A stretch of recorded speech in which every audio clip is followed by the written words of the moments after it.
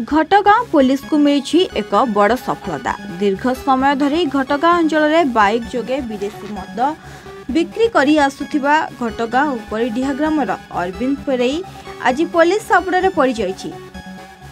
तेबे घटगाँ थाना अधिकारी सुभ्रांत जेना नजर से खसी जाई पारि नथिला।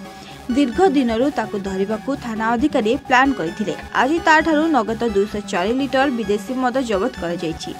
सेथि मध्यरू बियर, रम, हुस्की समेत अनेक दामी मद जबत कर जाइछि।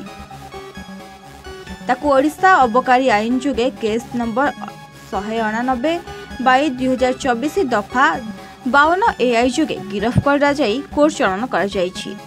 एही केस को घटगाँ थाना एएसआई अनुप लुगुन को थाना अधिकारी प्रदान करिसंती। तेबे उक्त युवक अबकारी मद बिकी माँ तारिणी पीठर सुनाम कलुषित करुथिले।